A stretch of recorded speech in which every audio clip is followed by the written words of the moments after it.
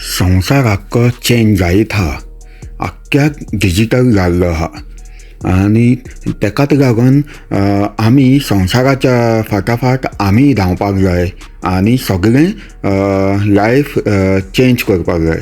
Life change करपाक जाय म्हणल्यार आमचें डिजिटल बिजनस आहा तें टोटली फ्लेक्सिबल आहा आनी संवसार पळय आतां इतलो फास्ट धांवता. AI टूल्स येता आनी कितें कितें आहा.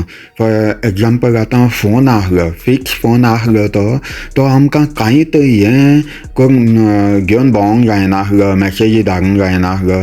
तो आतां एडवान्स जावन फोन आतां मोबायल फोन जाल्ले आहा. तशें तेजे फायदे कितले जाल्ले आहा आनी लुकसाणूय प्रॉब्लमूय जाल्ले आहा. पूण फायदे जाल्ले आहा ते कशे डिजिटल जाल्ले आहा संवसार. तसोच आतां आमची कामां हें तें AI येयलेल्याक सगळें आर्टिफिशल जाल्लें आहा. आर्टिफिशल म्हणल्यार लोकांक काम करूंक नाका, मिशिनां काम करता रेस्टोरंटां, हॉटेलां आनी तसोच जायते कडेन सगळें चेंज जाल्लें आहा. आनी हेकाच लागून आमकां फुडाराक काम करपाक आनी कसलेंय हें तें टेक ओवर जाल्लें आहा. म्हणल्यार आमकां त्रास जातले मनशांक कामाक हें पयशे जोडपाक आनी हें सगळें हें करता जाल्यार तुमकां एक बिजनस स्टार्ट केल्यार आनीक बरें. बिजनस म्हणल्यार हें आमचें जें बिजनस आहा तें तुमकां सगळें प्रोवायड करता, सगळें दिता.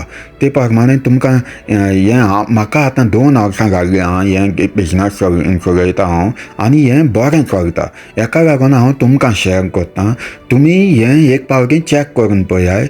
म्हाजो संवसार चेंज जाल्लो आहा ते प्रमाणें म्हाका जायत्या लोकांचो हे भाशेन संवसार चेंज जाल्लो.